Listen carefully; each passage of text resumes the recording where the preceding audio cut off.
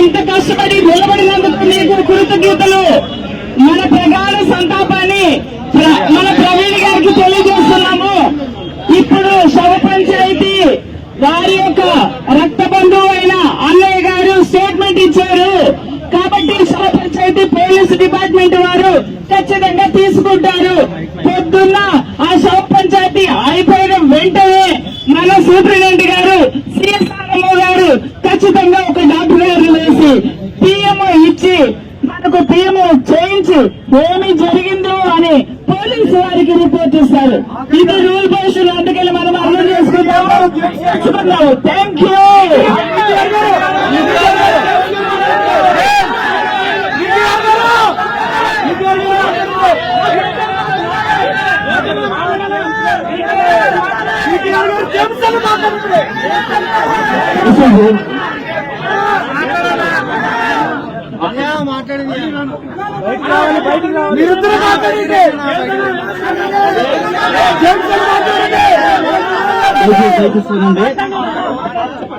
దయచేసి వినండి. కొంచెం మనం నేను చెప్పేది ఒకసారి దయచేసి వినండి. ఇప్పుడు ఏదైతే మనకి రిటైర్ సిఐ గారు ఎవరైతున్నారో సార్ రాసిన రిపోర్ట్ అంతా మీరు చదివారు కదా. దయచేసి వినండి.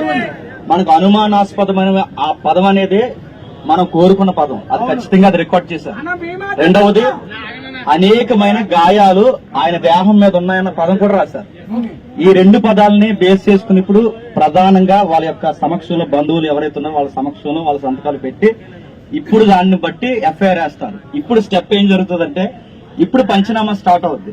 అంటే మనం ఏదైతే అనుమానం చేస్తామో ఆయన నిజంగా బండి మీద పడిపోతే గాయమైందా లేదంటే దేనితోన్నా కొడితే గాయమైందా, ఇవన్నీ పంచనామాలోనే తేలుతాయి.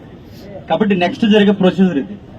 పోలీసు వారు కూడా మనకి ఏమీ ఎగ్నెస్ట్ గా లేరు. వాళ్ళు ఖచ్చితంగా మనం సహకరిస్తున్నారు, మంచి మాట చెప్తున్నారు, మనం అన్నట్టుగానే రిపోర్ట్ తీసుకున్నారు. ఇంకొకటి, రేపు జరగబోయేది ఏంటంటే పెద్దల సమక్షంలో వాళ్ళ బంధువుల సమక్షంలో వీడియో ఫొటోస్ తో సహా పోస్ట్ మార్టం జరుగుద్ది.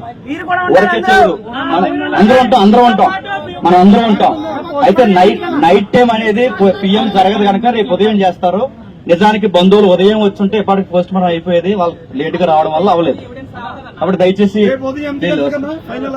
అదన్నా జరిగేది నెక్స్ట్ జరగబోయేది. మన అందరూ ఉండండి, ఓపికతో ఉండండి. నాకు బీకేఆర్ గారు మాట్లాడతారు ఒకసారి.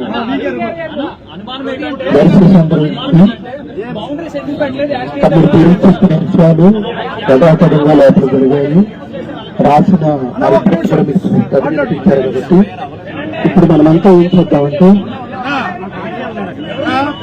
మన రాజమండ్రి తూర్పుగోదావరి జిల్లా రాష్ట్ర పోలీసు పెద్దలు, ఏఐసిసి పెద్దలు రేపు ఉదయం జరగబోయే పోస్ట్ మార్టం దగ్గర వాళ్ళు ఖచ్చితంగా లోకల్ నాయకులు ఉంటారు. ఇప్పుడు అందరూ ఎక్కడ ప్రశాంతంగా మన ఇళ్లకు చేరుకుందాం. రేపు పోస్ట్ మార్టం అయిన తర్వాత మీకు అప్డేట్ ఇవ్వబడుతుంది. సోషల్ మీడియా వేదికగా కానీ పాస్టర్స్ గ్రూప్ లో కూడా అప్డేట్ ఇవ్వబడుతుంది.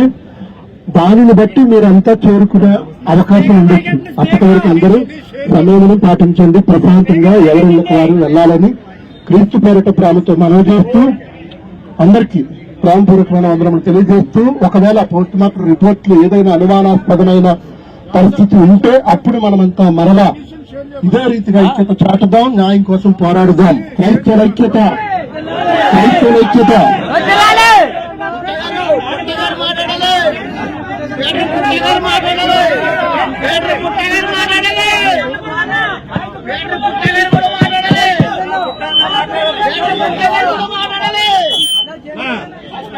క్రైస్తవుల ఐక్యత, క్రైస్తవుల ఐక్యత, క్రైస్తవుల ఐక్యత. నిజంగా క్రైస్తవ వీరులుగా వచ్చినటువంటి మీ అందరి డిమాండ్ ప్రకారంగా ఇప్పటి వరకు పిటిషన్ ఇవ్వలేదు వాళ్ళు. ఇప్పుడు పిటిషన్ ఇచ్చారు. ఇప్పటి వరకు పిఎం అవదన్నారు. పిఎం మార్నింగ్ చేయడానికి మన డిమాండ్స్ అన్ని కూడా కంప్లీట్ అయ్యాయి. కాబట్టి అందరూ కూడా ఈ రోజు ఈ కార్యక్రమానికి సహకరించిన ప్రతి ఒక్కరికి వందనాలండి. పిటిషన్ కాపీ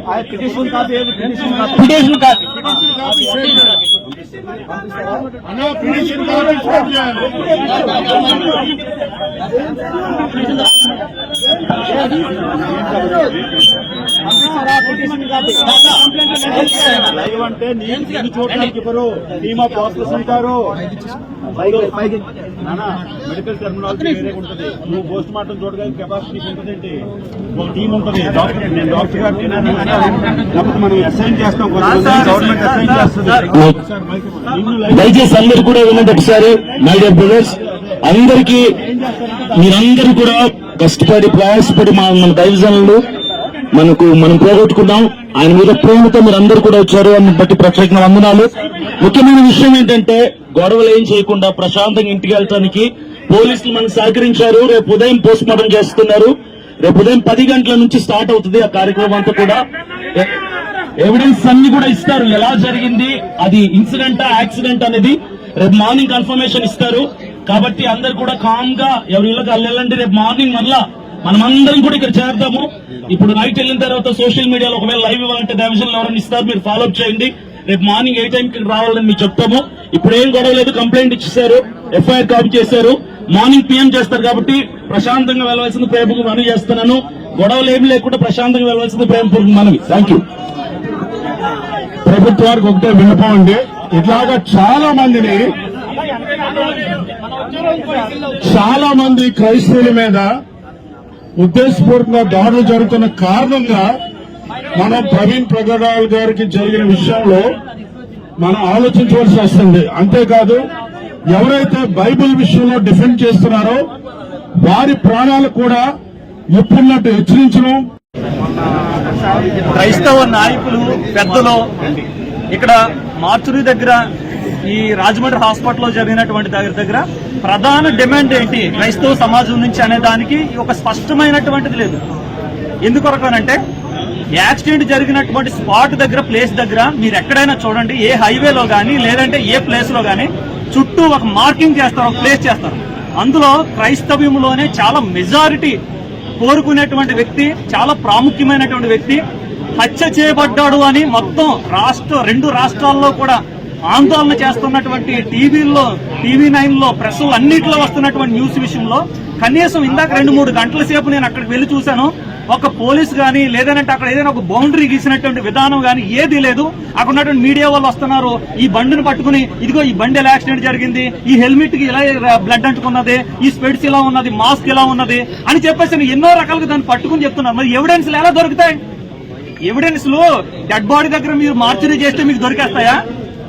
అక్కడ ఎవరు వచ్చారు, అక్కడికి ఎవరు రాకుండా ఎలాగా ముందు కనీసం అక్కడ ఇన్వెస్టిగేషన్ జరగాలి కదా. స్పాట్ దగ్గర ఇన్వెస్టిగేషన్ లేకుండా మార్చురీలో జరిగే దాని గురించి మాట్లాడతారేంటి? అసలు ఎక్కడ అక్కడ సీసీ ఫుటేజ్ కరెక్ట్ గా పెట్రోల్ బంక్ ఆపోజిట్ లో జరిగింది యాక్సిడెంట్. ఆ పెట్రోల్ బంక్ ఆపోజిట్ లో జరిగినటువంటి ఆ సీసీ ఫుటేజ్ ఇవ్వండి అని అంటే దానికి సంబంధించినటువంటి సరైన స్పందన లేదు, రెస్పాండ్ లేదు. ఏంటంటే ఇచ్చేసాం, పంపించేసాం వాట్సాప్ గ్రూపుల్లో. అందులో ఏమన్నారు, అది దూళ్ళేసిపోంది అంటది. దూళ్ళేసిపోంది ఎక్కడ లేసిపోంది? రాజమండ్రిలో లేసిపోందా, విశాఖపట్నంలో లేసిపోందా, లేదా విజయవాడలో లేసిపోందా? బోల్డ్ చోట్ల లేసిపోతుంది. స్పాట్ కావాలి కదా మనకి. ఆ స్పాట్ కరెక్ట్గా అదే వీడియోనా అక్కడ ఉన్నటువంటి నయారా బంక్ దగ్గర అది కాదా అనేటువంటి మనకి డిమాండ్ వద్దా? మనకి ప్రధానమైన డిమాండ్ వద్దా? కంప్లైంట్ రాసేసాం, ఎఫ్ఐఆర్ రాసేసాం, తెల్లవారుజాము పంచనామా జరిగిపోతుంది. పంచనామా జరిగిపోయినటువంటి దానికి డెడ్ బాడీ తీసుకుని వెళ్ళిపోతారు. ఇదే క్రైస్తవం. రేపొద్దున వీళ్ళయ్యారు, రేపొద్దున మనం అవుతాం. ఏంటి దీనికి జవాబు? ఏంటి జవాబుదారీతనం లేదా దీంట్లో? ఒక పోలీస్ గారైనా బయటకు వచ్చి ఎందుకు దానికి చుట్టూ బౌండరీస్ పెట్టలేదనే దాని కొరకు ఎవరైనా ఇప్పుడు వరకు చెప్పారా? మాట్లాడి దాన్ని అడిగారా? ప్రధాన డిమాండ్ అంటే అని అడిగారా? ఒకరైనా సరే ఎందుకు పెట్టలేదు అనే దాన్ని అడిగారా? మరి ఎవిడెన్స్ మాఫీ ఎలా చేస్తారు చెప్పండి? మీరు ఎవిడెన్స్ మాఫీ ఎలా జరుగుతుందో చెప్పండి. ఆ మాత్రం తెలియదా? మనం చదువుకోవట్లేదా? నెట్లలో చూడట్లేదా ఎవిడెన్స్ మాఫీలు ఎలా జరుగుతాయో? కొంచెమైనా సరే పెద్ద పెద్ద నాయకులు పెద్ద పెద్ద వారు అడగవలసినటువంటి విధానములు అడగకపోతే మనకి న్యాయం ఎలా దొరుకుతుందండి? మీరైనా ఆలోచించండి కొంచెం. ఎందుకు పెట్టలేదు గట్టిగా అడగండి ఈ రోజు. మార్నింగ్ మనం 8 గంటలకు వెళ్తాం, అక్కడ 8 గంటలకి ఇక్కడ ఎంత మనకు ఇక రేపు పొద్దున 8 గంటలు ఏముంటదండి? అంబులెన్స్ లో బాడీ ఎక్కిస్తారా, హైదరాబాద్ వెళ్తాది. ఏం జరుగుతుంది? అంతకు మించి ఏం జరుగుతావు? అంతకు మించి ఏం జరుగుతావు? ఏం జరుగుతుంది? రేపు పొద్దున 8 గంటలకు వస్తే ఏం జరుగుతుందండి? చెప్పండి. 8 గంటలకు వస్తే న్యాయం జరిగిపోతా చెప్పండి. పోస్ట్ మార్టం అవ్వకుండా ఏమవ్వకుండా పోస్ట్ మార్టం స్పాట్ జరిగినట్టు ఎవిడెన్స్ వద్దా మాకు? స్పాట్ లో ఎవిడెన్స్ వద్దా మాకు? బౌండరీ లేకుండా ఎవిడెన్స్ అన్ని కూడా తారుమారు చేసేస్తుంటే ఎవిడెన్స్ లేకుండా మాకు ఎలాగండి? విత్ వీడియోస్ మాట్లాడరండి, పెద్దలు మాట్లాడరండి, నాయకులు మాట్లాడరండి. స్పాట్ దగ్గర వదిలేసి కంగారు పడాల్సింది. పొద్దున అవ్వకపోతే ఇప్పుడు చూద్దాం. పొద్దు టైం అవుతుందండి. అవదాం, గ్యారంటీ ఇస్తాను నేను. గ్యారంటీ ఇస్తారా?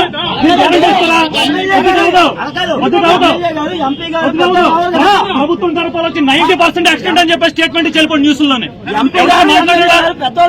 ఎవరైనా మాట్లాడాలంటే న్యూస్ ఛానల్ వెళ్ళవలసింది వెళ్ళిపోయింది. ఓ పక్క నుంచి ఎవిడెన్స్ సరిపోతుందంతా పోయింది. ఎవిడెన్స్ దగ్గర ఒక రకమైనటువంటి సేఫ్టీ లేదు. అక్కడ ఎవరో ఒక కనీసం ఒక కానిస్టేబుల్ గారు కూడా లేరు. ఉన్నారని చెప్పాలి.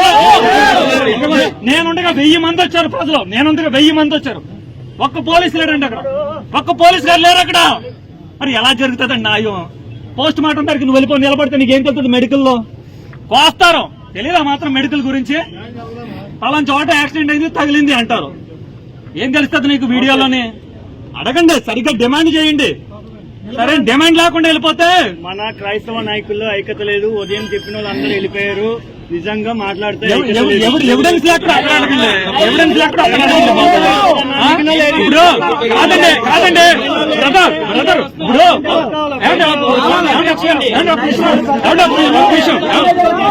బాబు ఒక నిమిషం. ఇప్పుడు ఒక రేప్ జరిగింది అనుకో.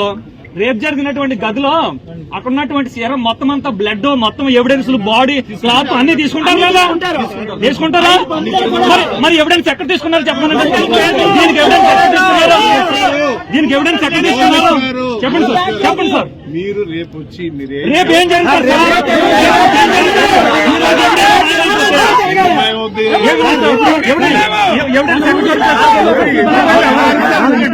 జరిగింది రేపు ఉండదు కదా సార్. జరిగింది రేపు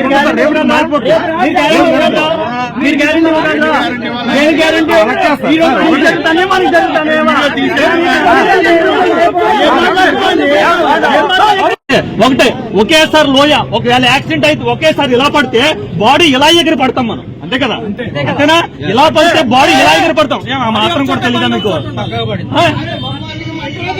ఎక్కడ ఎవరు చేసి పంటలు చేసేసి బండి మీద పడేసాడు అని అడగడం లేదు మనకి. ఎందుకంటే రేపొద్దు తెల్లవారు ఏం జరుగుతుందండి? బాడీ తీసిన హైదరాబాద్ వెళ్తారు.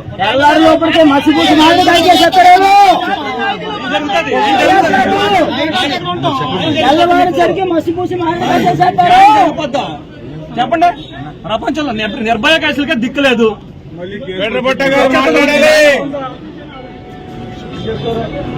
జరిగిన తర్వాత అసలు ఒక పోలీసు కూడా అడగండి. ఎక్కడ ఉన్నా సారీ అడగండి. ఏం తెలుస్తుంది? ఇప్పుడు పిటిషన్ అడిగాం. పిటిషన్ అడిగితే పిటిషన్ ఇవ్వాల. ఫస్ట్ పాయింట్ పిటిషన్ అడిగితే పిటిషన్ ఇవ్వట్లా. పిటిషన్ ఇస్తానంటున్నారు. పిటిషన్ అడిగితే పిటిషన్ ఇవ్వకోకుండా ఆ డిపార్ట్మెంట్ వాళ్ళే మాట్లాడేసి డిపార్ట్మెంట్ వాళ్ళే చదివేసి ఇప్పుడు పిటిషన్ ఫోటోలు తీసుకుంటాం అన్నా సరే, పిటిషన్ మాకు చేతికి ఇవ్వండి అన్నా సరే, ఎక్కడా పిటిషన్ చేతికి ఇవ్వకోకుండా ఎఫ్ఐఆర్ చేస్తామన్నారు. ఒకవేళ పిటిషన్ లో వాళ్ళకి ఇష్టమైనటువంటి కంటెంట్ రాసుకొని అదే కంటెంట్ మీద సంతకాలు పెట్టించుకొని రేపొద్దున ఎఫ్ఐఆర్ కూడా అదే అయితే ఇప్పుడు ఉన్న పరిస్థితుల్లో మనం ఏం చేయలేం. ఎందుకంటే ఇందాక తెలుగులో చెప్పింది వేరే, ఇంగ్లీష్ లో చెప్పింది వేరే. ఇంగ్లీష్ లో రాసింది వేరు, తెలుగులో చెప్పింది వేరు. ట్రాన్స్లేషన్ తప్పు చేశారు. కాబట్టి ఆ పిటిషన్ వచ్చేంత వరకన్నా వెయిట్ చేద్దాం. రావాలి. వచ్చిన తర్వాత ఆ పిటిషన్ బేసిస్ గానే ఎఫ్ఐఆర్ అయిందా లేదా, అదే లేదా అనేది మనోభావాల కోసం సాఫ్ట్ కాపీ రిలీజ్ చేయాలి బయటికి. ఖచ్చితంగా.